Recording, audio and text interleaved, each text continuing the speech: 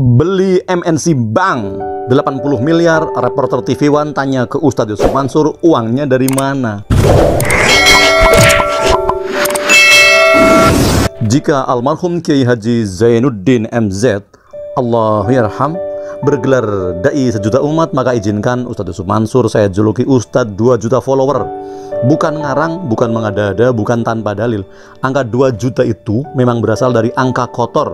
Sejumlah 2 juta pengikut atau follower Ustadz Yusuf Mansur di Instagram saja.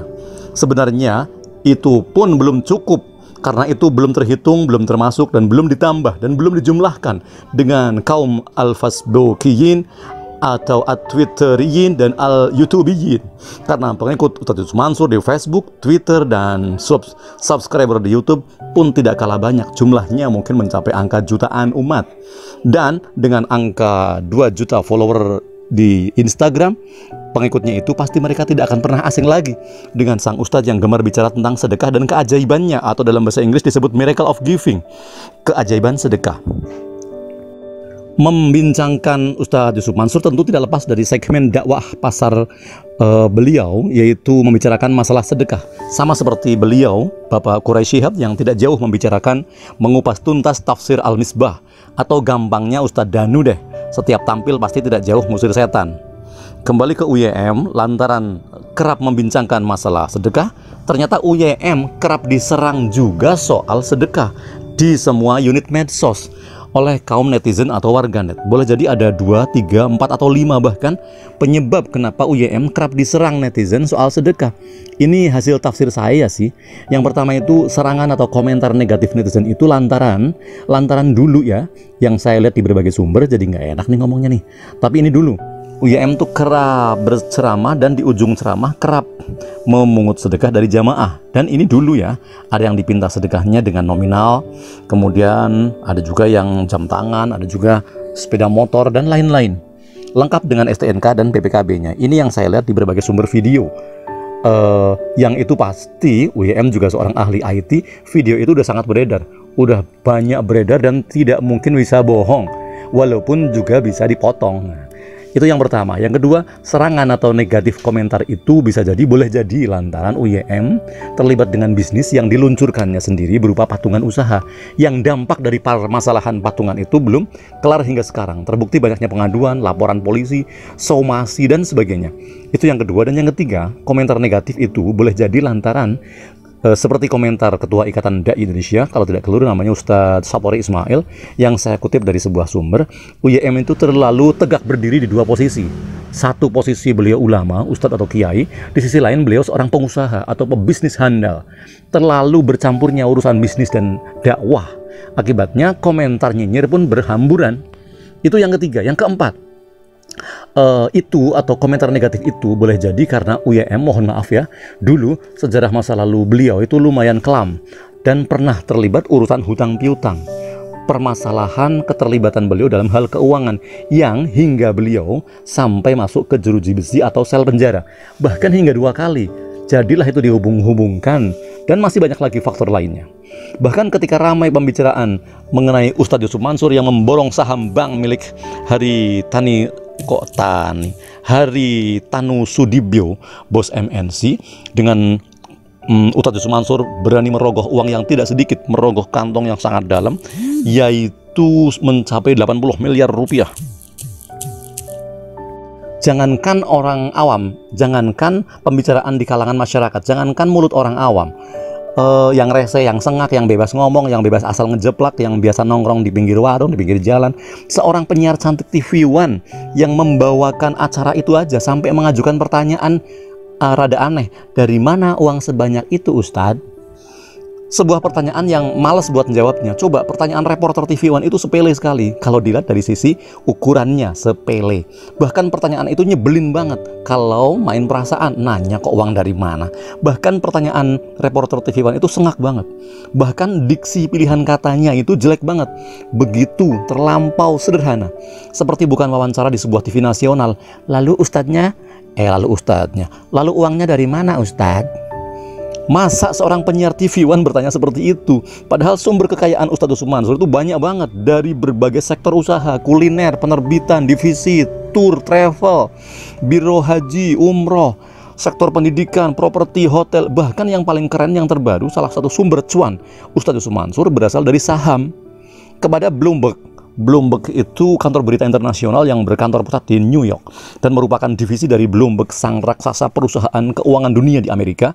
Ustadz kondang Yusuf Mansur ini mengaku ingin membantu masyarakat awam untuk menjadi investor. Tidak main-main, Ustadz Yusuf Mansur ini ingin memberi contoh dengan melakukan jual beli berbagai macam saham. Jadi ingin mencontohkan kepada masyarakat tentang dunia persahaman.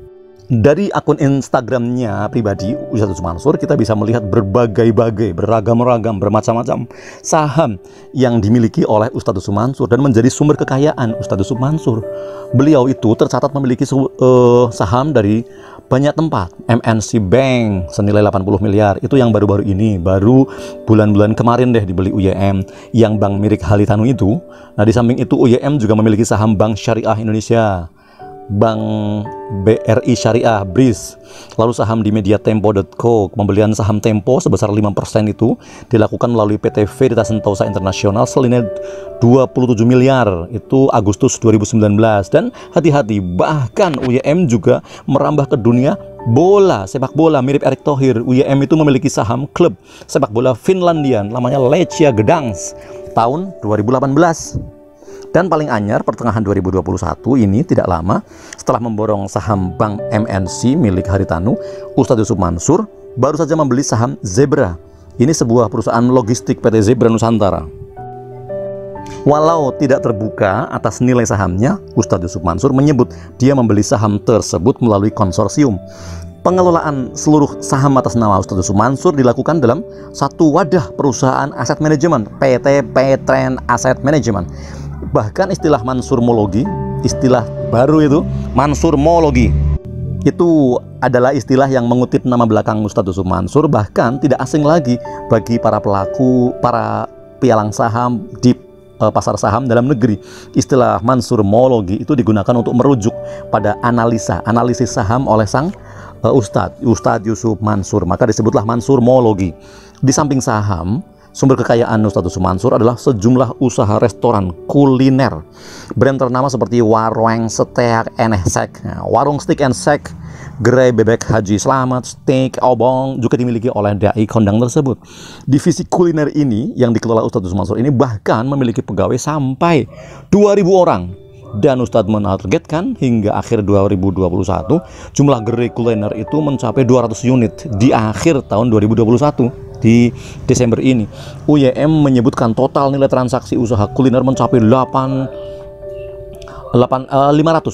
miliar per tahun. Dalam akun Twitternya, Ustadz Yusuf Mansur itu berkicau jika berkat pelanggan setianya, usaha kuliner itu bisa membayar pajak mencapai 200 juta per hari. Ucapan terima kasih dia rekam dalam sebuah video pendek berdurasi 2 menit yang diunggahnya di Twitter, mengungkapkan bahwa dirinya sanggup membayar pajak hingga 200 juta per hari. Wow, luar biasa. Kemudian dia membalas sebuah cuitan warganet yang menanyakan kabar bahwa besaran total pajak per bulan bisa mencapai 6 miliar. Benar, 3-6 miliar, karena langsung dipotong 10% dari nilai transaksi. Nah, demikian penjelasan UYM, bersemangat sekali. 3-6 miliar itu duit semua, duit itu bukan daun. Dan duit itu semuanya asli, bukan fotokopi. Nah, coba duit UYM itu sebanyak itu ya, mengutip ceramahnya UYM selama ini tentang keajaiban sedekah, tentang miracle of giving. Coba sedekahin semuanya ke aku gitu ya, nanti tunggu saja.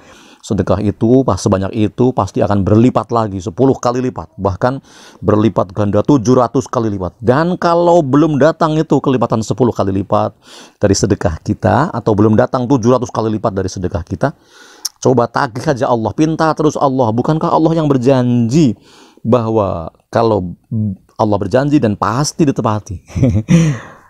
Bisa nggak ya?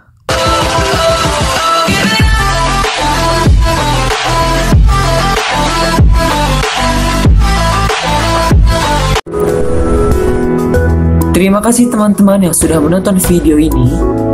Jangan lupa klik tombol subscribe. Dan jika kalian suka video ini, angkat jempol kalian. And see you.